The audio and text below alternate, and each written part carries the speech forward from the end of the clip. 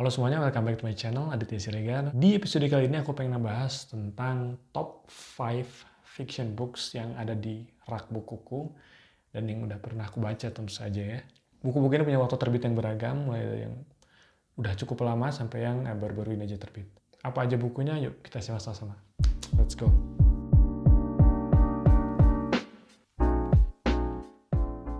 Yang pertama adalah Tuesdays with Morrie.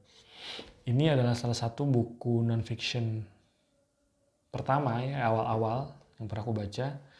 Ini belinya dapat dari Big Bad Wolf, waktu itu tahun berapa ya, tahun 2016, 2017 lah.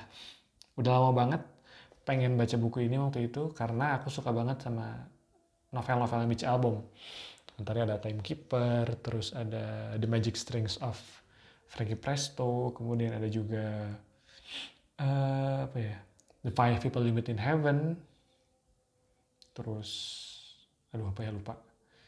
Itu kalau nggak saya pernah aku baca. Tapi aku belum pernah sama sekali baca buku si Tuesdays with Morrie ini. Padahal ini salah satu buku bestseller dia yang dia tulis di awal-awal sebelum buku-buku tadi. Jadi buku ini tuh bercerita tentang pengalaman si Mitch Albom, penulisnya ini, dengan profesornya gitu.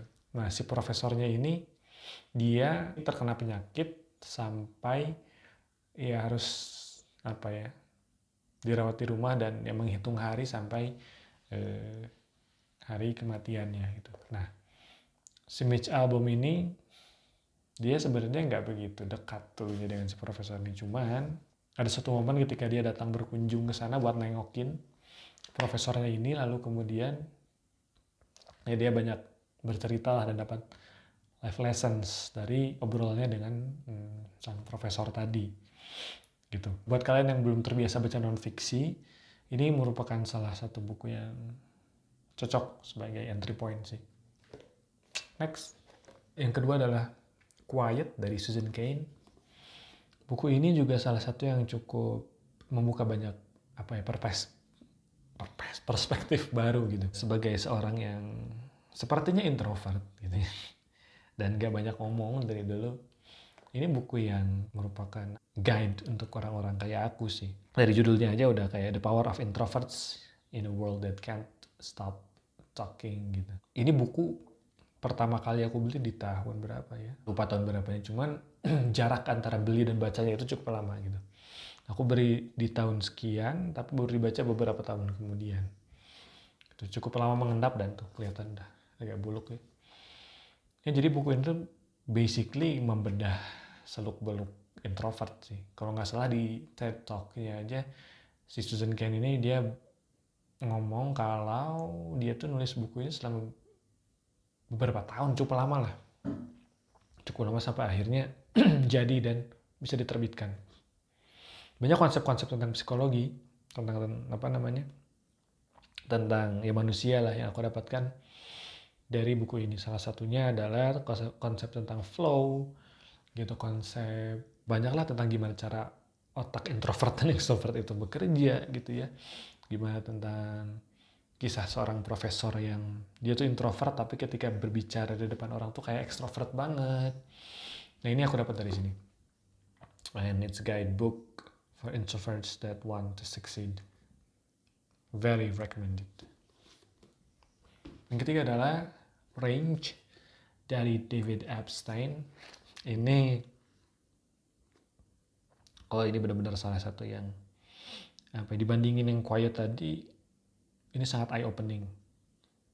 Aku tahu buku ini tuh pertama kali dari videonya Pak Gita Wirjawan yang ngebahas tentang buku rekomendasinya dia, dan Range ini salah satunya. Kenapa aku anggap sebagai buku yang cukup eye opening dibanding buku-buku non-fiction lainnya yang pernah aku baca?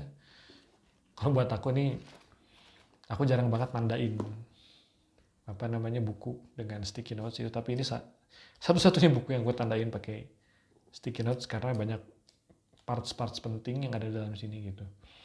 Jadi basically si Range ini ngebahas tentang apa ya, buku yang cukup men-challenge status quo gitu, di mana spesialis itu yang merajai dunia, bahwa orang-orang yang mau jadi atau yang mau sukses itu harus menjadi seorang spesialis gitu. Di sini David Epstein tuh ngebahas tentang pentingnya eksplorasi, pentingnya nyoba beragam hal gitu sebelum akhirnya kita memutuskan untuk memilih gitu satu bidang untuk dijadikan spesialisasi. Banyak banget contohnya, terutama di bidang olahraga. Ada juga tentang kesenian. Ada cerita tentang Roger Federer di sana yang meskipun dia sangat baik menjadi seorang petenis, tapi sebelum dia memutuskan untuk menjadi petenis, dia memilih atau mencoba beragam jenis olahraga gitu. Ada juga tentang Pablo Picasso yang sebelum dia jadi seorang pelukis terkenal gitu yang fenomenal, dia tuh sempat mengalami berbagai fase eksplorasi yang cukup radikal, banyak juga konsep-konsep yang aku pelajari dari sini. Di antaranya ada tentang interdisciplinary critical thinking gitu. Gimana kita tuh sebenarnya bisa menerapkan cara berpikir di satu bidang itu untuk memecahkan masalah di bidang lain. Contohnya tuh di sini ada seorang ilmuwan yang mencoba memecahkan satu masalah tentang kimia kalau nggak salah. Cuman bahkan expert yang ada di sana pun nggak bisa memecahkan gitu. Sampai akhirnya bikin sayembara, siapa nih yang bisa mecahin masalah ini? Dan ternyata yang mecahin masalah itu tuh orang yang backgroundnya hukum. Jadi si interdisciplinary critical thinking ini hanya bisa didapatkan kalau kita mencoba berbagai jenis profesi atau keahlian gitu, sehingga kita tuh bisa punya konsep atau kita tuh bisa punya gambaran tentang gimana sih satu bidang itu bekerja, gimana sih bidang lain itu bekerja, lalu kemudian mengkombinasikannya gitu. Ada juga konsep tentang kind dan wicked learning environment, gimana spesialis itu atau beberapa bidang yang bisa dispesialisasikan itu punya environment belajar yang kind. Dia bidang yang memang rule-nya atau situasi belajarnya itu mudah ditiru atau mudah direplikasi gitu. Sedangkan banyak dari kita hidup di dunia yang wicked, yang environment-nya itu wicked, aturannya itu nggak baku, aturannya itu tidak bisa cara belajar itu tidak bisa benar-benar direplikasi dengan sama. Yang keempat ada Rest dari Alex Sujung Kimpang. Ini buku yang aku jarang temuin sih di toko-toko buku dan juga reviewnya gitu. Kenapa? Nggak tahu ya, mungkin susah juga orang dapat buku ini. Aku dapat buku ini dari Konif di rak bawah. Bahkan di toko bukunya juga Tokopedia juga nggak dijual kali ya. Aku nggak pernah lihat gitu. Waktu main ke toko fisiknya aja, aku nemu buku ini Rest gitu dan sangat menarik. Jadi si Rest ini dia bercerita tentang bahwa kita tuh sebagai manusia terlalu mengabaikan pentingnya istirahat. Kerja tipas saja kan gitu jargonnya biasanya. Sedangkan istirahat ini punya peran yang sangat penting dalam membangun atau dalam membantu kita untuk jadi lebih produktif. Jadi di buku ini tuh ada cerita tentang gimana tidur siang gitu punya efek yang sangat signifikan terhadap kreativitas. Kita kalau kita mikirin apa yang mentok gitu, memecahkan sebuah masalah, dipikirin terus, diterobos terus gitu ya, pakai kerja terus, otaknya kadang nggak ketemu. Tapi kita ngelamun, ketika kita bermeditasi di kamar mandi atau tidur siang, justru solusi atas masalah itu muncul. Itu tuh dibahas di buku ini dan salah satu tokoh yang melakukan hal itu adalah Thomas Alva Edison. Very recommended. Dan yang terakhir adalah buku tentang Quit. Nah, ini non-fiction yang terakhir aku baca ya, si Quit ini. Dikasih sebagai hadiah ulang tahun oleh Bapak Fardiandi. Terima kasih Bapak Fardiandi. Dia nyuruh saya resign. Jadi si Quit ini basically ngebahas tentang gimana sih membuat keputusan yang tepat gitu. Ketika kita dipertemukan di sebuah persimpangan antara harus lanjut atau harus berhenti gitu. Kadang kita mikir bahwa persisten untuk lanjut apapun yang terjadi itu adalah sebuah keputusan yang tepat.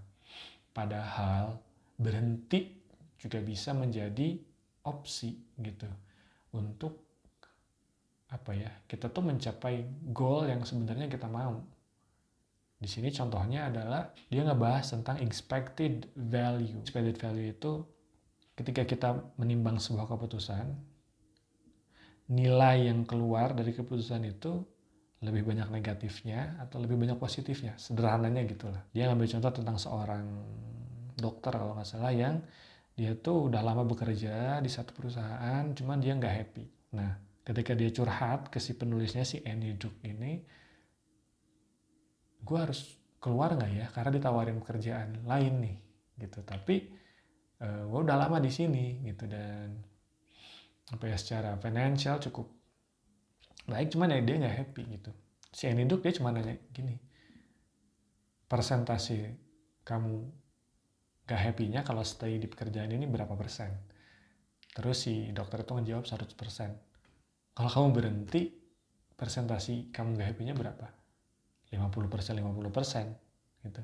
Nah, meskipun persentase antara happy dan gak happy-nya itu 50%, 50%, itu masih lebih baik gitu daripada kamu yang gak happy 100%. Gitu. Itu contoh dari expected value. Gitu. Buat kalian yang bingung untuk mengambil keputusan atau terjebak di dalam sebuah lingkaran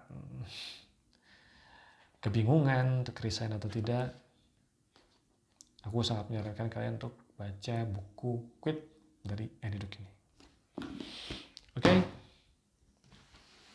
Terima kasih banyak buat teman-teman yang menonton. Semoga bermanfaat. Sampai jumpa lagi di video selanjutnya. Bye.